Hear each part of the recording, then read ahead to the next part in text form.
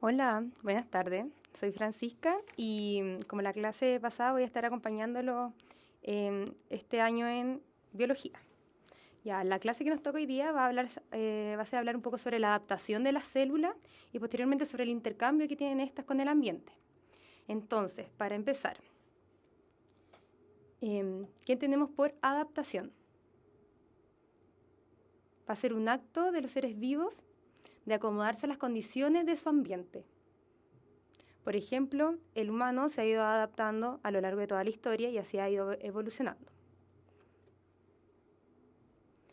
Y quiero decir que si se empieza a tener alguna dificultad, o sea, que esté quedando pegado el video o algo así, o tengan mala señal, avisen para que puedan arreglar los artefactos correspondientes. Ya, entonces vamos a seguir.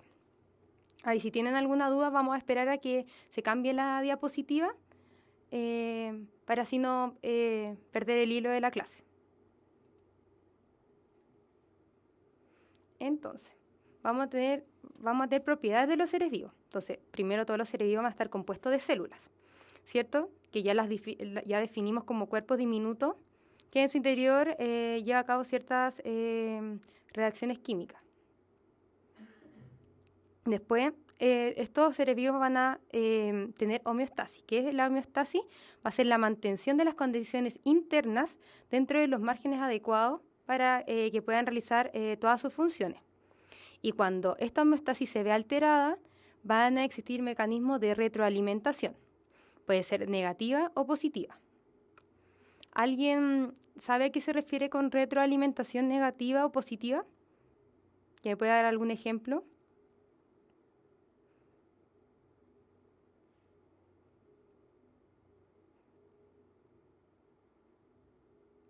No tienen ni idea.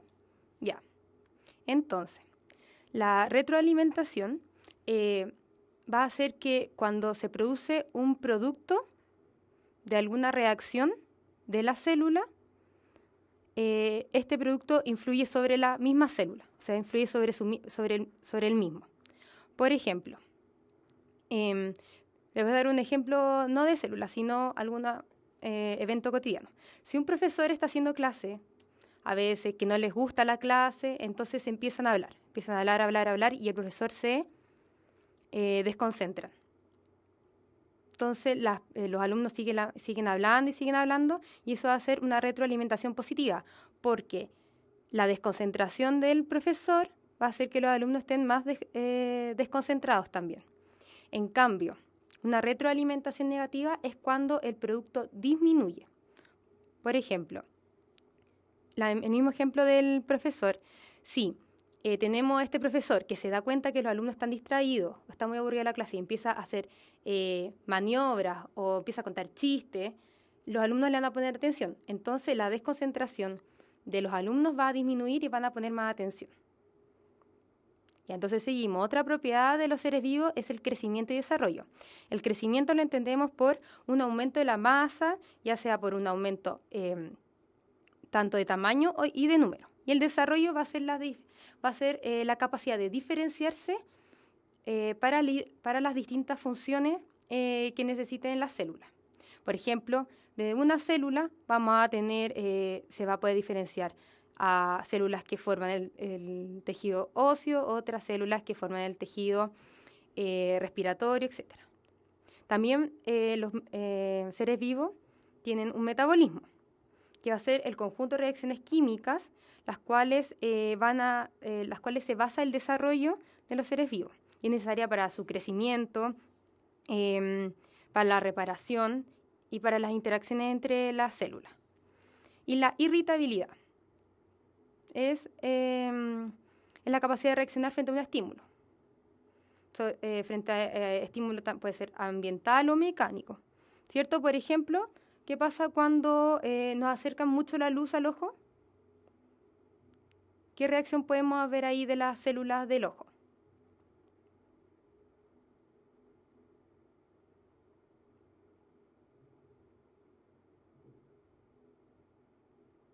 No, al revés, cuando nos acercamos, cuando se acerca la luz al ojo, la pupila se va a contraer para así permitir que entre menos luz.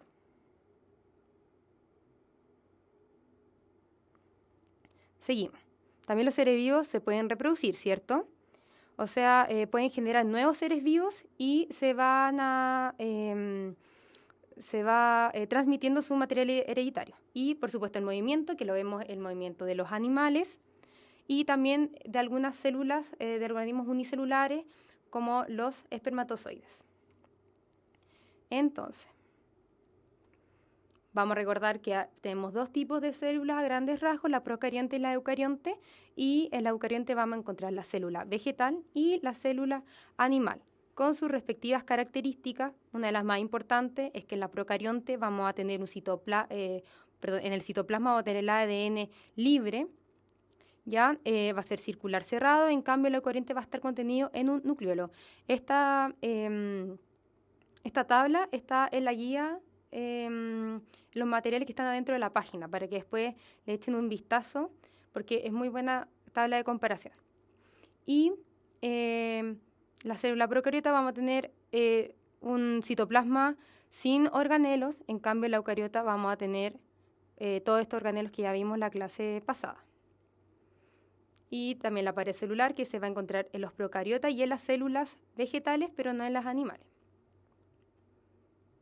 Entonces vamos a ver estas adaptaciones, en este caso vamos a ver las diferenciaciones de membrana que hay. Vamos a tener tres tipos, que ya también las nombramos en la clase pasada. Las microvellosidades, que van a hacer prolongación del citoplasma, recubiertas por membranas, y que en su interior van a contener microfilamentos, ¿cierto? Y la gran función que tiene va a ser aumentar la superficie celular, en el caso, por ejemplo, de el tejido del intestino delgado. ¿Ya?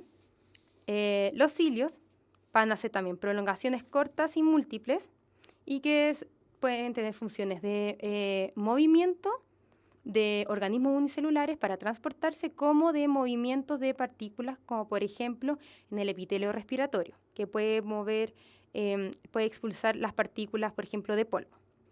Y por último tenemos el flagelo, que también va a hacer una prolongación, un apéndice cilíndrico, y que en las células animales lo encontramos en el espermatozoide, que va a ser un único, pero el flagelo en los procariontes, por ejemplo, podemos tener más de uno.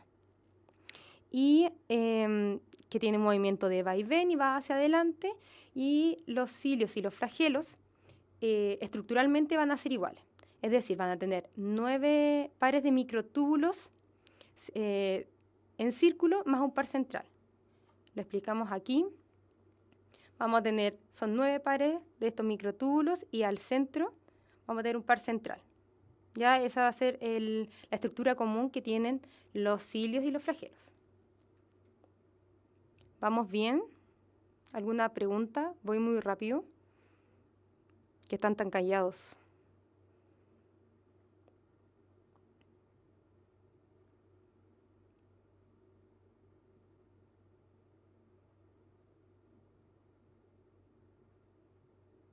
Ya, entonces vamos a seguir. Cualquier duda me avisan después de la diapositiva, ¿ya? Entonces, vamos a pasar ahora a hablar más que nada de los organismos pluricelulares. Entonces vamos a poner la imagen completa.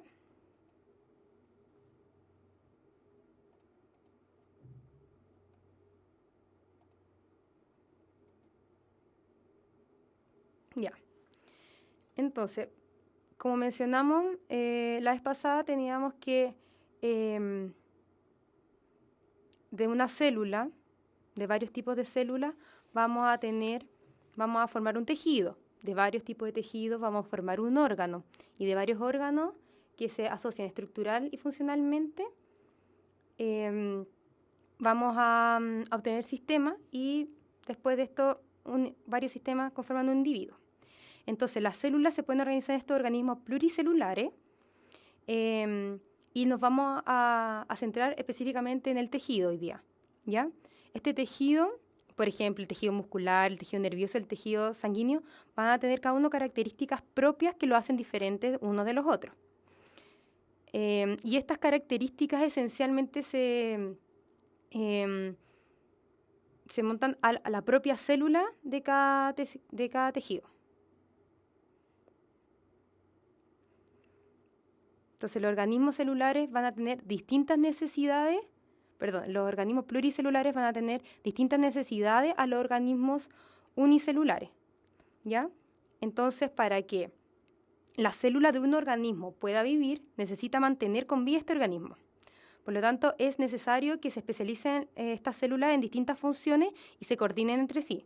Por lo tanto, la comunicación intercelular es muy importante y es una de las necesidades de las células para formar estos organismos pluricelulares.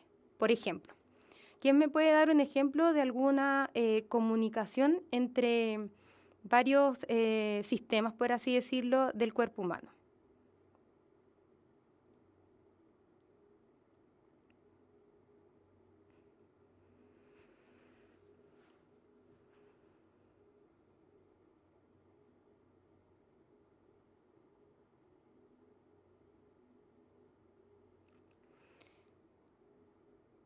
A ver, les repito la pregunta. ¿Algunos algún ejemplo em, de, de comunicación? O por sea, ya, yo les voy a dar un ejemplo y ustedes me pueden decir otro. Si yo me pincho un dedo con una aguja o me golpean, ¿qué es lo que tiendo a hacer yo? A sacar la mano, ¿cierto? ¿Y por qué? Exacto, por el impulso nervioso se va a comunicar con las células del músculo del brazo y va a hacer que se contraigan para sacarlo, ¿cierto? A eso me refiero con comunicación, que es muy importante esta comunicación intercelular entre los tejidos y entre las mismas células del tejido para que puedan estar funcionando armónicamente. A ver quién me puede decir otra comunicación.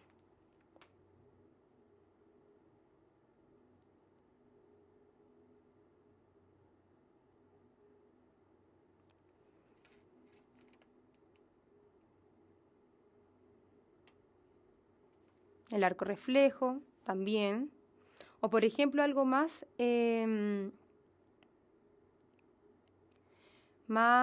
simple, cuando tenemos sed. ¿Qué pasa con nuestro sistema renal, por ejemplo?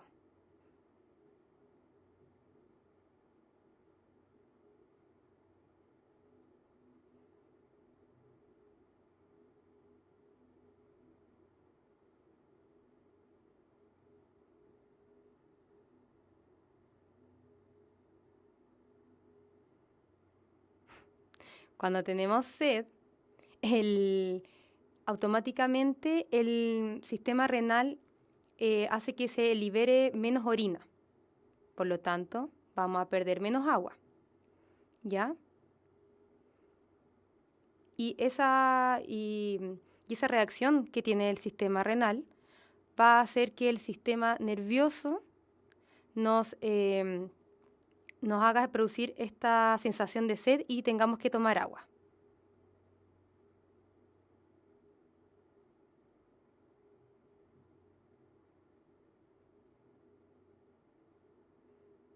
Casi todos están asociados a neuronas.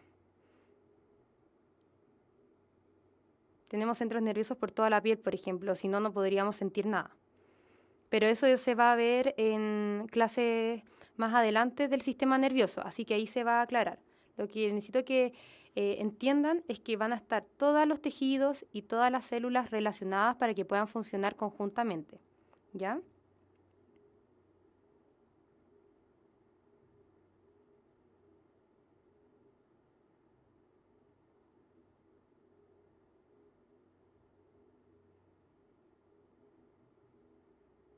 Exacto, todo va a estar relacionado entre sí, porque todo tiene que estar funcional y estructuralmente asociados para que podamos funcionar todos nuestros sistemas comúnmente.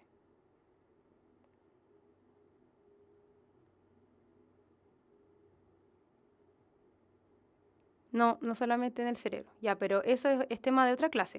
Ya no nos salgamos del tema.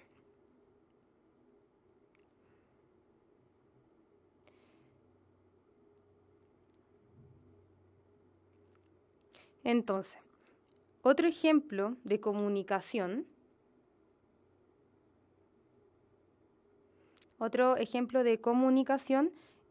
va a ser, por ejemplo, cuando nos dañamos un tejido, ya, y se repara. Van a tener que haber comunicaciones entre las células de ese tejido para que no se sigan dividiendo, porque si no, imagínense, tendríamos como un chichón de más tejido.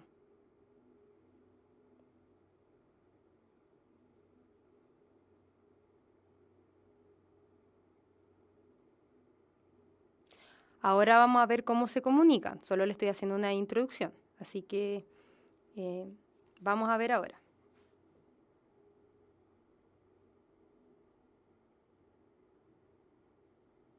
Ya, entonces vamos a seguir, ¿ok?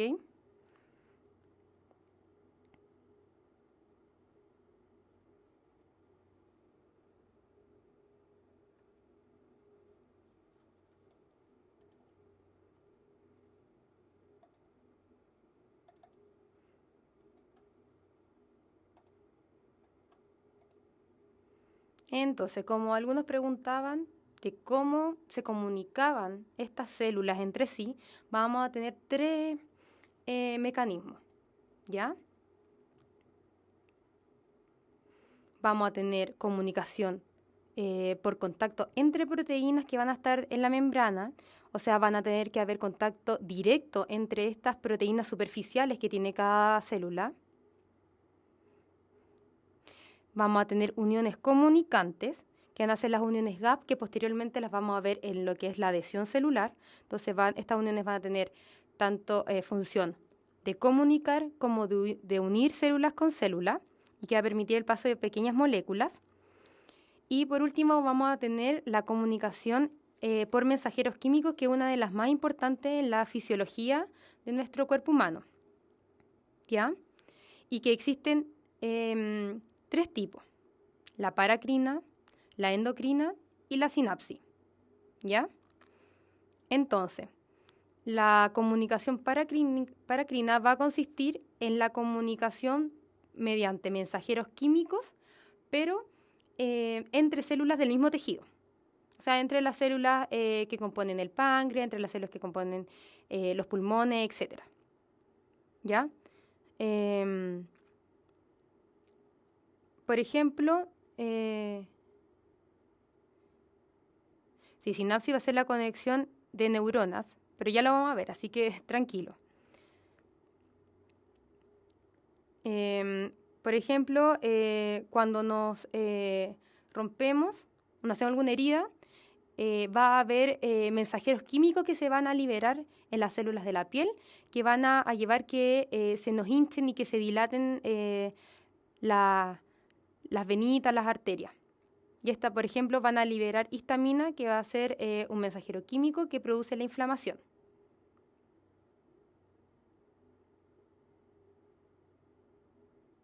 Exacto, solo en su metro cuadrado, muy bien. La endocrina va a ser aquella comunicación que libera un contenido, por ejemplo, las hormonas, ¿cierto? Que van a viajar por la sangre hasta otro tejido.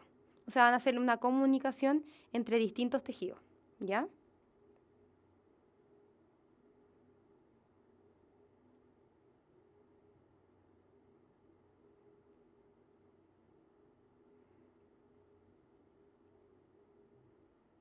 Entonces, seguimos. Y la sinapsis va a ser, puede ser comunicación entre neuronas y neuronas, o neuronas con alguna célula, ¿ya? Y esta comunicación va a ser mediante mensajeros químicos, que en este caso van a ser los neurotransmisores, que también van a ser más detallados en la clase de sistema nervioso, ¿ya? Entonces, en lo que es en general, vamos a tener tres comunicaciones intercelulares mediante mensajero químico. Vamos a tener La paracrina que tenemos más allá a la esquina, ¿cierto? Que de una célula se va a comunicar con las células que están a su alrededor de un mismo tejido. Tenemos las endocrinas, donde una célula va a liberar un contenido, por ejemplo, la hormona, como ya hemos dicho, al torrente sanguíneo, y este mensajero químico va a viajar hasta otro tipo de célula. Y la comunicación sináptica o nerviosa va a ser entre una neurona y una célula, o entre neurona y neurona, mediante la liberación de neurotransmisores. Y estos neurotransmisores van a actuar sobre la célula. El órgano blanco va a ser en el cual actúa la hormona, por así decirlo. Sería esta célula aquí, el órgano blanco. Y esta hormona va a afectar en el funcionamiento y puede cambiar también el metabolismo de la célula. Exacto, es el que recibe el órgano blanco. Y como nombré en la primera por contacto, que es el de la esquina de abajo, que va a ser el contacto directo entre estas proteínas, entre las células. ¿Alguna duda? ¿Va a pasar al siguiente tema?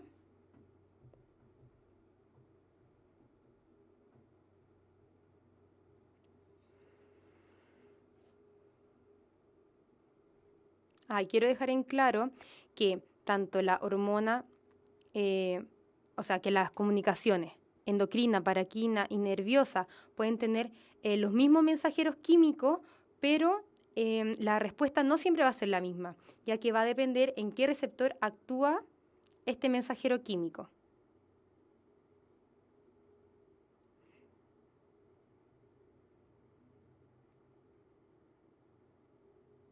Ya quieren un resumen de la endocrina y la paracrina, ya las diferencias. Entonces la paracrina va a ser la comunicación entre las células de un mismo tejido, ¿cierto? Como alguien dijo por ahí, va a ser sobre el metro cuadrado.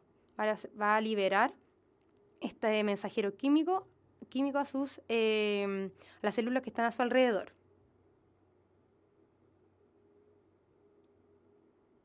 Exacto, depende del receptor de donde actúa esta sustancia química. Ya, entonces seguimos. La paracrina, ya la expliqué. La endocrina va a ser aquella en la cual la célula va a liberar un contenido, como por ejemplo ya dijimos la hormona, y que va a circular por la sangre hasta llegar a otra célula o a otro tejido. Va a ser una comunicación entre tejidos que estén a distancia. ¿Bien?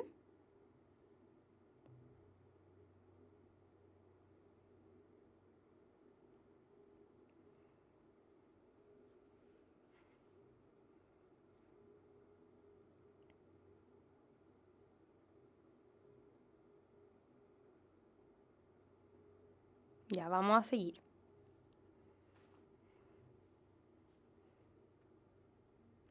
Ya, entonces estamos hablando de los tejidos que se pueden comunicar entre sus células, con tejido a distancia, etc. Y en grandes rasgos vamos a diferenciar dos tipos de tejido, ¿ya? Vamos a tener el tejido conjuntivo, que va a ser aquel tejido que va a predominar la matriz extracelular sobre la célula. Me explico. La matriz extracelular va a ser como un gel que va a rodear todas las células y va a ser producido por estas células.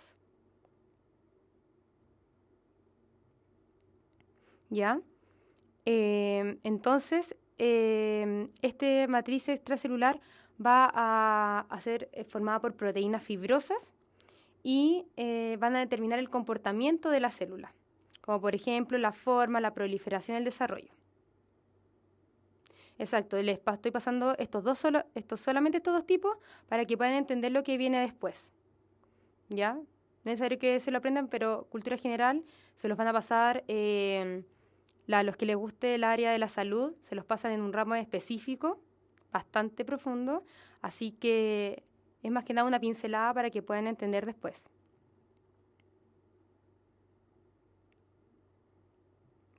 ¿ya?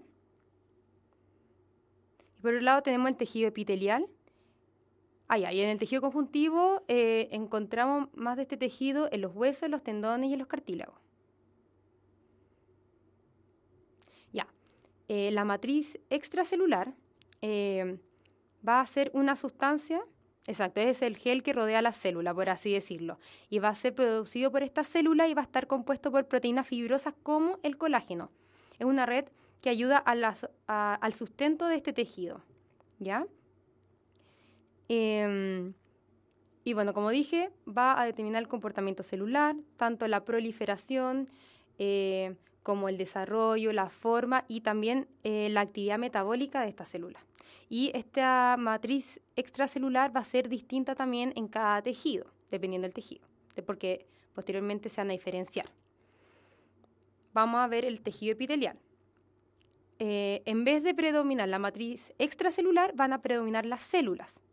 ¿Ya? Van a ser células ordenadas que pueden tener distintas formas, pueden tener distintas capas también, distintos estratos, como por ejemplo tenemos la epidermis, la capa superior de la piel, el recubrimiento del tubo digestivo, el epitelio ciliado de las trompas de falopio, que va a recubrir, a revestir todo el lumen de las trompas, también, por ejemplo, el del intestino delgado. ¿Ya? Vamos a tener matriz extracelular en los tejidos epiteliales, pero en menor cantidad. Y en este tejido vamos a tener la lámina basal, que va a ser que en este caso va a ser constituida por la matriz extracelular. Lo importante de esta lámina basal es que va a dar paso para la migración celular de los estratos más bajos hacia el más superficial. Y estos tejidos epiteliales se van a caracterizar por uniones intercelulares que las vamos a ver a continuación. Va a haber recreo en un rato más. Entonces ahí pueden ir al baño y todo, pero voy a seguir yo ahora.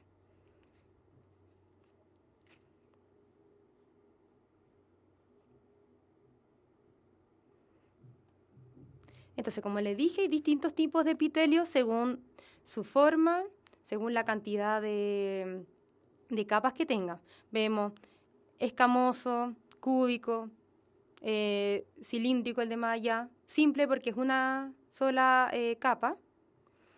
También tenemos estratificado porque tiene varias capas, etcétera. Eso lo van a ver a la gente, un ramo especial que se llama histología, que es el estudio de todos estos tejidos. A la gente que le gusta las carreras de salud. Entonces, también para que entiendan, vamos a tener todo este es un epitelio, ¿cierto? Acá abajo vamos a ver la lámina basal, que va a ser la matriz extracelular en pequeñas cantidades que lo caracteriza.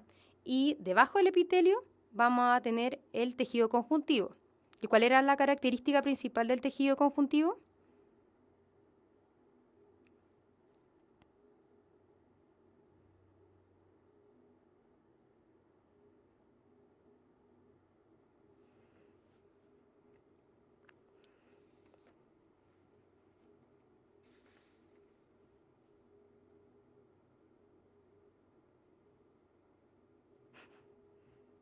Exacto, que no protege la conjuntiva, tiene mayor cantidad de matriz extracelular sobre la célula.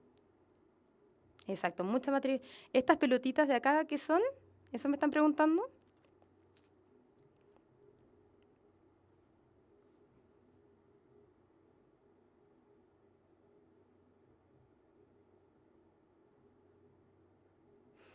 Esta, para que ustedes sepan, es como se ven las células al microscopio.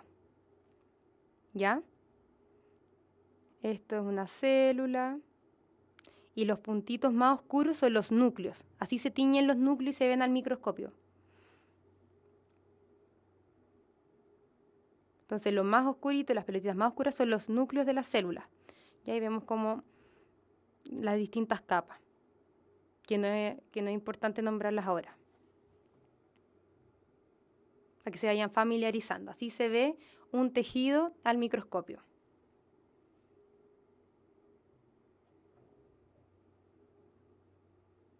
Entonces, como dijimos, el epitelio se caracteriza por la adhesión intercelular entre sus células, ¿cierto?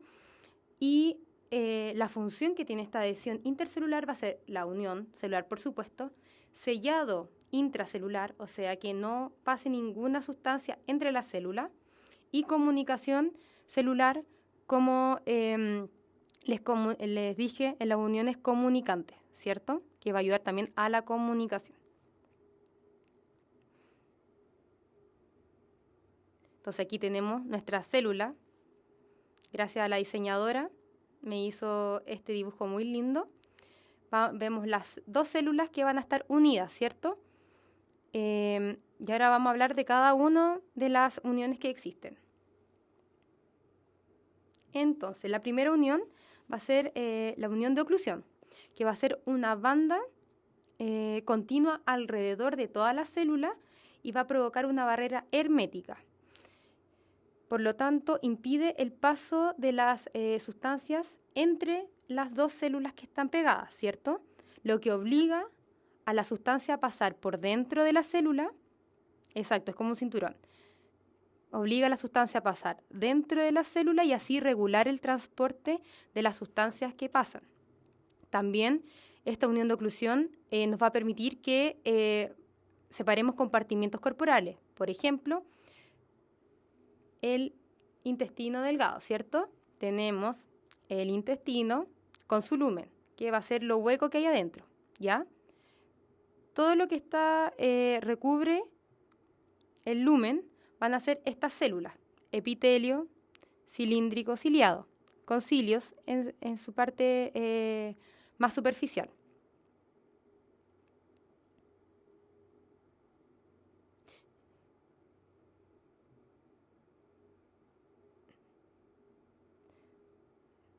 No como tipo colador, sino regula, sí, se podría hacer un poco de tipo colador. Mira, y ahora les voy a dar un ejemplo. Ya tenemos estas células, ¿cierto?, que van a estar recubriendo todo el lumen del intestino delgado, ¿ya? Y vamos a tener, por ejemplo, la glucosa, que es muy importante, ¿ya? Estas células que están en el intestino, esta molécula de glucosa no va a pasar entre las células. ¿Ven que están unidas? Entonces impide el paso entre las células, lo que lleva a que la glucosa pase por dentro de la célula, ¿ya? Y en la parte más inferior, que se llama membrana vasolateral, ¿ya?, van a haber transportadores, van a haber canales que van a hacer pasar la glucosa hacia la sangre. Entonces vamos a separar el compartimiento del lumen del intestino delgado con la sangre. A eso se refiere cuando digo que ayuda a separar los compartimientos.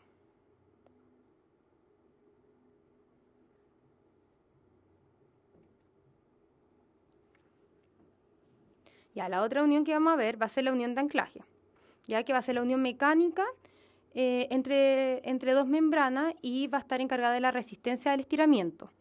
Y vamos a tener placas que son muy características, que se van a llamar desmosomas, que van a ayudar a esta unión mecánica. Y esta unión la podemos encontrar, por ejemplo, en el útero, en el corazón, en la piel también, que son tejidos que en algún momento se van a estirar. ¿Ya? Aquí vemos las dos membranas. Las dos membranas adyacentes, y lo que está pintado en amarillo van a ser los desmosomas, que se van a unir entre sí. Y estos desmosomas también van a estar unidos al interior por los filamentos de queratina. El lumen va a ser la parte hueca del intestino delgado, ¿ya? Así se llama. La parte interior de un tubo. ¿Ya? ¿Alguna pregunta?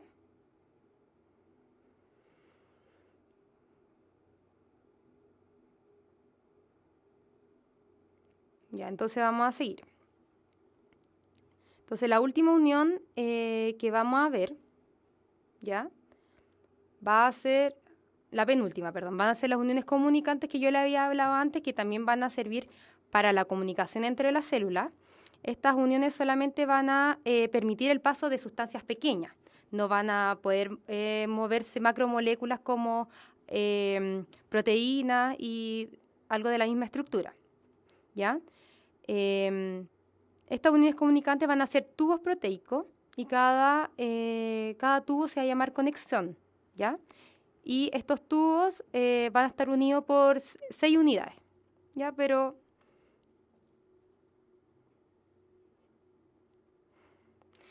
no, pero no es tan importante. Entonces tienen que saber que este tubo,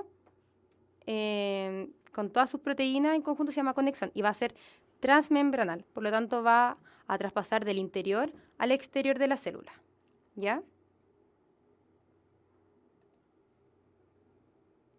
Vemos las dos membranas, ¿cierto? Adyacentes de dos células distintas. Vamos a tener las uniones comunicantes, ¿cierto? Que son como dos tubos transmembrana que pasan de un lado hacia otro y va a permitir el paso de iones, por ejemplo, aminoácidos, partículas pequeñas. ¿Ya? Y por último, pero no menos importante, les voy a pasar una tipo de adhesión que es para que la sepan nomás, que van a ser los discos intercalares, que se van a encontrar en las células musculares del tejido cardíaco. ¿Ya? Lo importante de estos discos intercalares es que van a ayudar a la contracción muscular, ¿ya? Y van a permitir que todo el corazón y todas sus células se contraigan al mismo tiempo, ¿ya? Eso es lo único que importa de estos discos por ahora, ¿ya? Mini resumen de qué, de todo, de las adhesiones.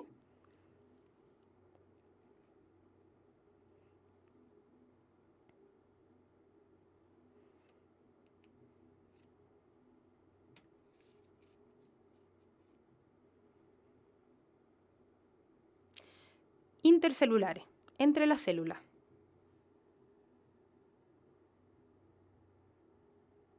No, no era como el ADN. Esto no tiene nada que ver. Las uniones comunicantes, esta me están hablando, ¿cierto?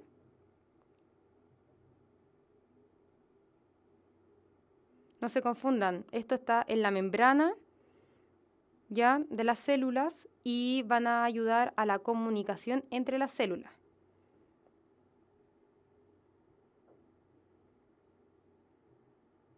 Exacto. ¿Ya? Entonces lo importante de los discos intercalares, retomando, va a ser que todas las células musculares se puedan contraer al mismo tiempo, ¿ya? Y una foto también, células musculares y los discos intercalares que están aquí, y todo va a actuar como si fuera una gran célula con muchos núcleos, por así decirlo, que se contraigan todas juntas al mismo tiempo. ¿Y alguna pregunta?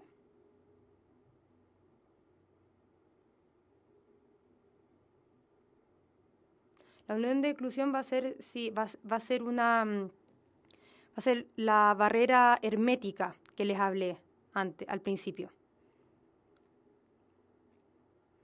Ya que va a estar en la parte más superficial de la célula y que va a impedir que las sustancias pasen entre las células y tengan que pasar por dentro de la célula. Solamente que los discos intercalares ayudan a la contracción del músculo cardíaco y que ayudan que se comuniquen estas células y que todas al mismo tiempo se puedan contraer. Nada más que eso. Exacto, musculatura cardíaca. Muy bien. Entonces vamos a tener un recreo de 10 minutos por ahora, ¿ya? Y vamos a seguir con la otra parte de la clase, porque junté dos clases. Porque si no, una iba a ser muy corta, ¿ya?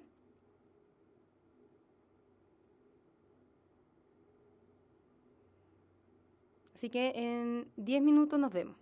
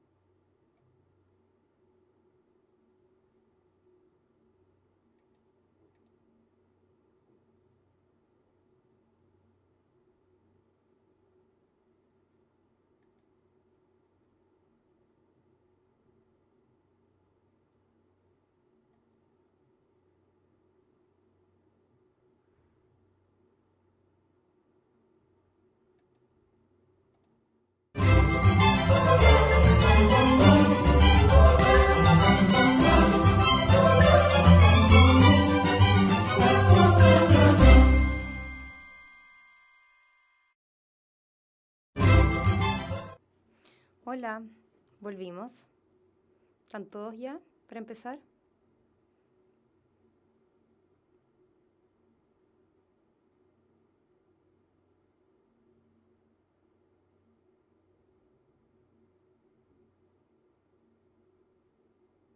Ya, entonces empecemos con el segundo tema de esta clase.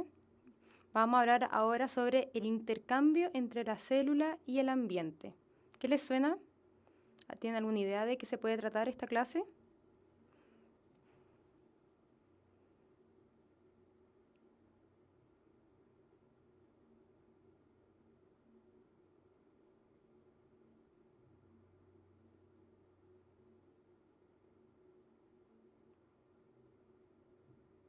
¿No?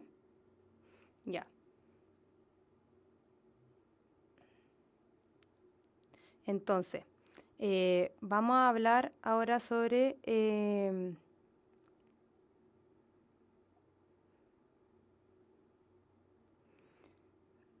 intercambio que existe entre el ambiente y las células, ¿cierto?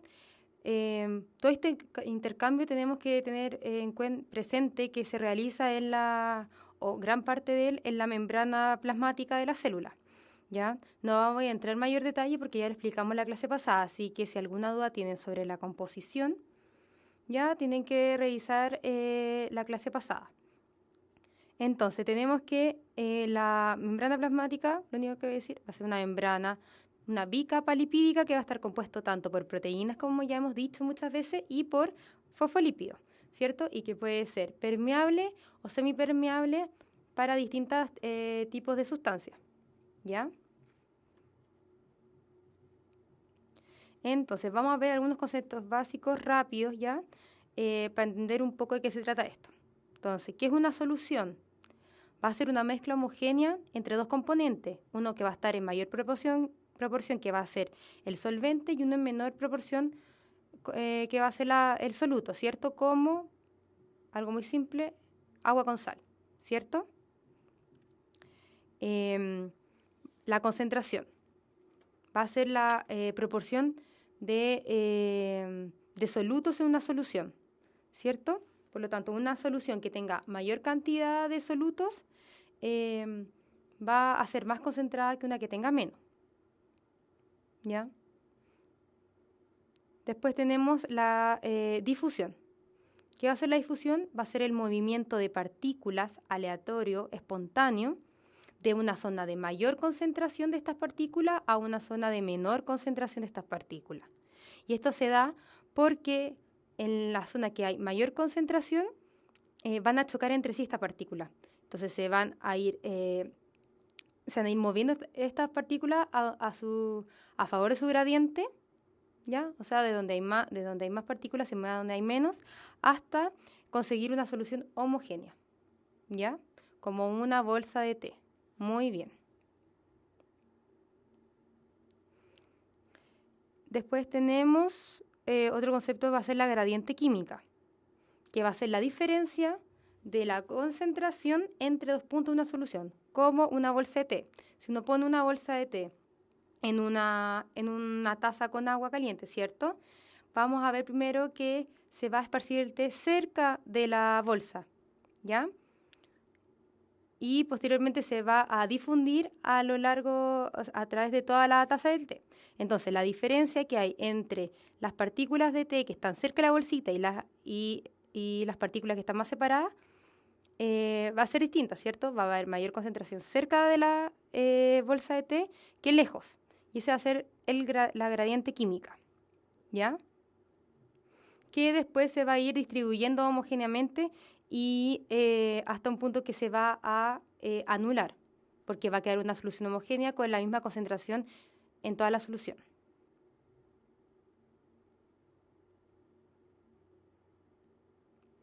Después tenemos el gradiente eléctrico, que va a ser la diferencia en dos zonas, la diferencia de las cargas en dos puntos de la solución, ¿cierto?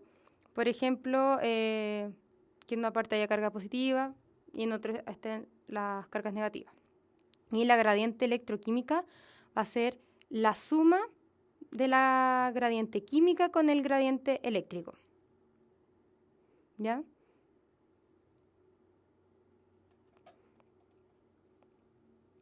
Entonces, vamos a ver ahora los distintos tipos de transportes que existen al interior de la célula. ¿Ya? Como sabemos, hay dos tipos de transporte de moléculas, ¿cierto? El transporte activo, el cual se va a caracterizar por un gasto de ATP, ¿cierto? Donde el transporte va a ser, puede ser por la membrana, pero este va a ser contra su gradiente. ¿A qué se refiere eso? Que las partículas se van a mover desde donde hay menos a donde hay más. Es como si nosotros en una pendiente tiráramos una bolita hacia arriba, ¿cierto? Vamos a requerir mayor energía que si tiramos la bolita desde arriba de la pendiente hacia abajo, ¿ya? Entonces, generalmente las células que tienen o que demandan más transporte activo van a tener mayor cantidad de mitocondrias.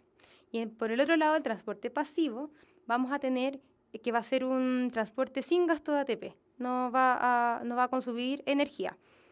Y va a ser, a diferencia del otro, va a ser a favor de su gradiente de concentración. O sea, se mueven las partículas desde donde hay más a donde hay menos.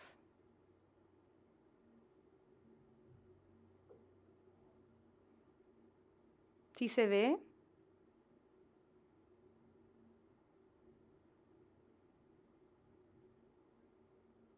¿Vamos bien?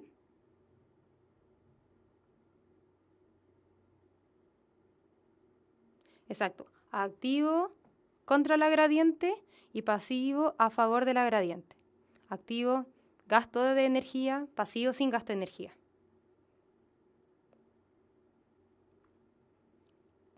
Ya, vamos a seguir entonces. Vamos a hablar de cada tipo de transporte, ¿ya? Entonces, en el transporte activo vamos a tener dos tipos, mediado por bombas o mediado por vesículas, ¿ya? Las mediadas por bomba, la más característica que vamos a tener va a ser la bomba sodio-potasio, ¿ya? Que se encuentra en las neuronas y que nos sirve para mandar la sinapsis a través de ellas.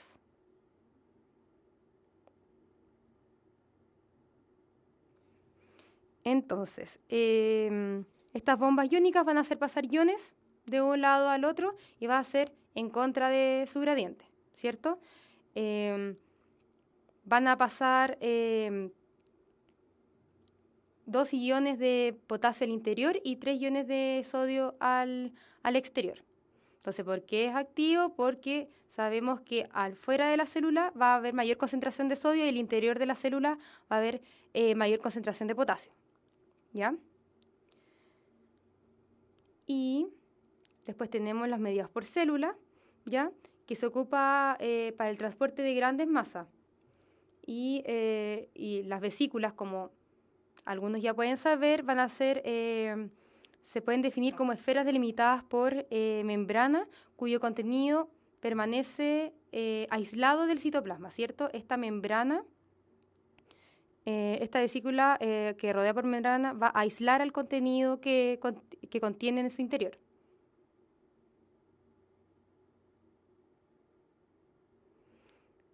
Di un ejemplo en lo que es específicamente la bomba iónica sodio-potasio, que van a entrar 2 iones de potasio y van a salir 3 iones de sodio. ¿Ya? Entonces seguimos las medidas por vesícula. Yo creo que algunos ya la han visto. Bueno, aquí vemos la bomba sodio-potasio, que es esta de aquí.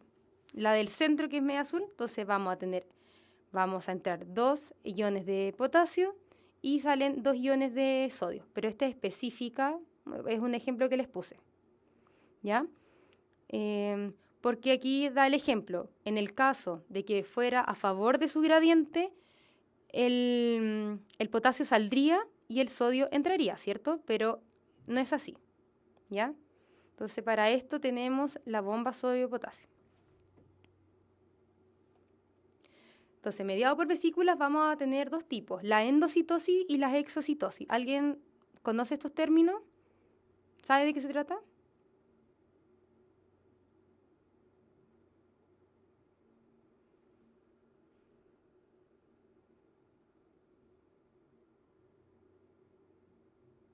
Ya, entonces que alguien me lo explique. Sí, de líquido, pero yo estoy hablando de la endocitosis y la exocitosis. Bueno, entonces como algunos dijeron, ya la endocitosis va a ser la entrada de sustancias por medio de estas vesículas que ya las definí, ¿cierto? Y que va a ser por una invaginación de la membrana plasmática que va a rodear esta sustancia y que la va a contener, la célula en su interior. El sodio afuera de la célula. Ya.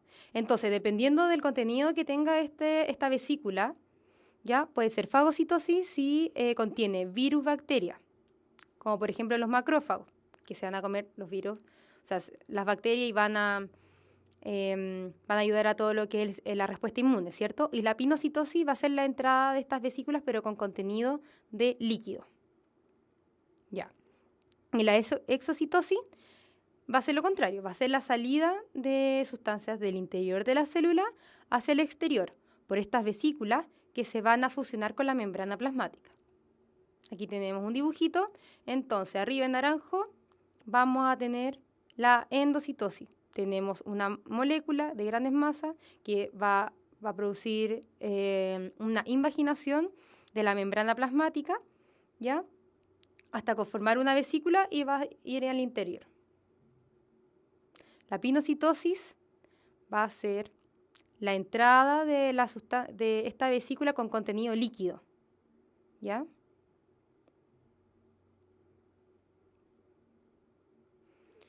Y la exocitosis, como vemos acá abajo en verde, va a ser el contrario, donde tenemos esta vesícula que se va a fusionar con la membrana plasmática y va a permitir la liberación del contenido al medio extracelular. Y la fagocitosis va a ser un tipo de endocitosis que contenga bacterias o virus. Por ejemplo, los macrófagos.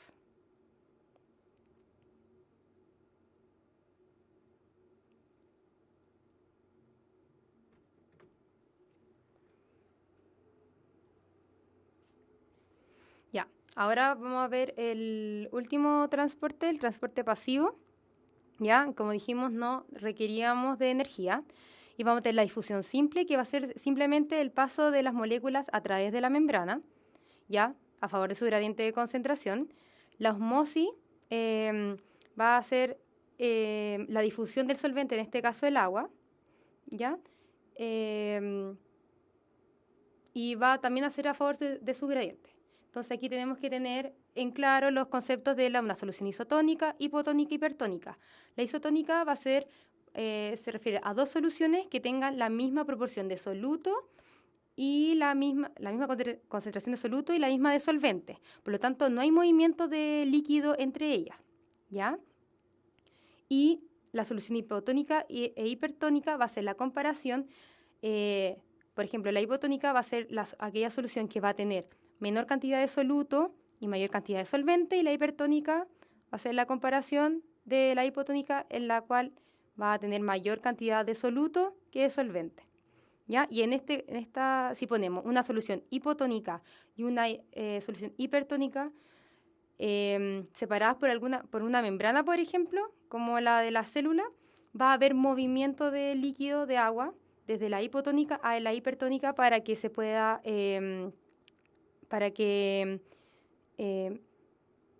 llegue a una solución isotónica y no haya más cambio de gradiente, ¿ya? Entonces, por ejemplo, tenemos ¿qué es lo que pasa en las células animales? Aquí les puse el ejemplo de los glóbulos rojos. Ya, los glóbulos rojos, para estar en su estado óptimo, su interior debe ser isotónico con respecto a su ambiente, ¿cierto? Para que no estallen ni se arruguen. Entonces, si ponemos unos glóbulos rojos en un ambiente hipertónico, ¿qué es lo que ocurre? Sale el agua de este glóbulo, por lo tanto se arruga. Y va a tener, este proceso se llama crenación.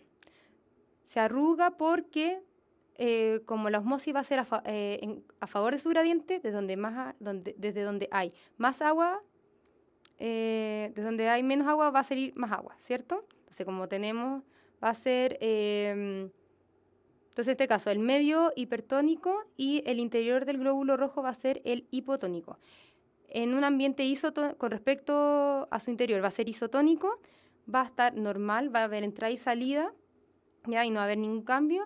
Y en el caso de que pongamos el glóbulo rojo en un medio hipotónico, va a tender a entrar agua al glóbulo rojo, por lo tanto se va a hinchar y va a explotar. Ya que en este caso, específicamente en el glóbulo rojo se llama hemólisis, cuando explota. ¿Ya?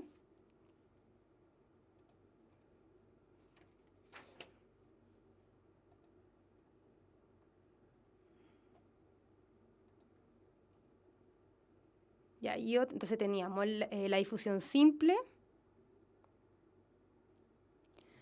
la plasmólisis es el mismo suceso, pero en las células vegetales. ¿Ya? Es lo mismo, pero en las células vegetales. Pero en las células animales se llama citólisis, ¿ya? Y específicamente en los glóbulos rojos se llama hemólisis.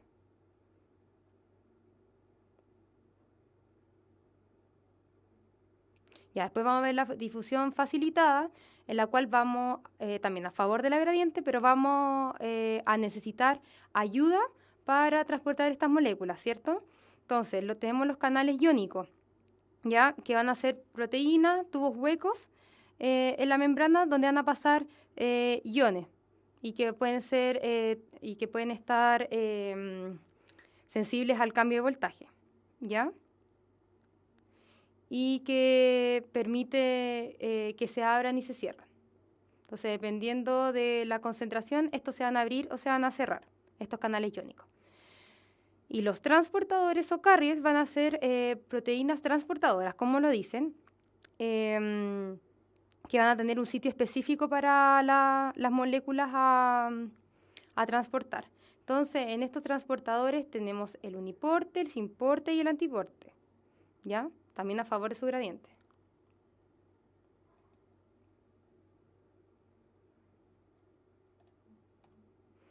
Bueno, canales iónicos que van a ser específicos, o sea, un canal de potasio no va a servir para pasar el sodio, por ejemplo, ¿ya? A favor de su gradiente. No se les olvide. ¿Ya? Y como vimos, tenemos el uniporte, el simporte y el antiporte. El uniporte va a ser el transportador, esta proteína que nos va a ayudar a transportar la molécula a favor de su gradiente. El simporte, donde dos moléculas van a ir a favor de su gradiente en el mismo sentido, y el antiporte es cuando las gradientes van a estar en distintos sentidos. O sea, una molécula va a favor de su gradiente hacia afuera y el otro a favor de su gradiente, pero hacia el interior de la célula. ¿Ya?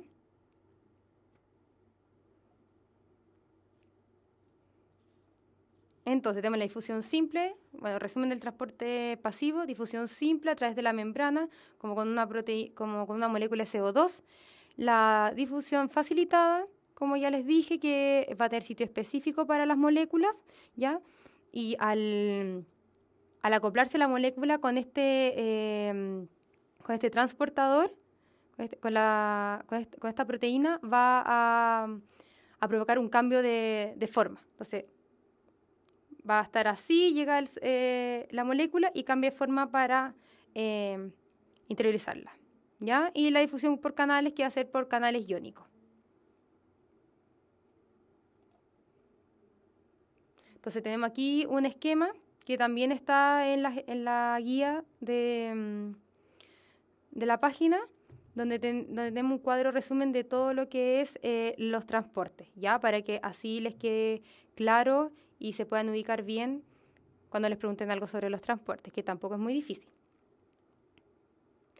La difusión facilitada no requiere, porque es del transporte pasivo, ¿ya? Porque va a favor de su gradiente, eso es lo importante, ¿ya? Las guías están en el material de estudio. Bueno, chicos, eso es todo por hoy. Nos vemos la siguiente clase, ¿ya? Y la próxima clase nos va a tocar todo lo que es material genético. Entonces me gustaría que vieran un poco eso, lo que es el cromosoma y la reproducción, mitosis y meiosis, ¿ya? Bueno, que les vaya súper bien. Y nos estamos viendo la próxima semana.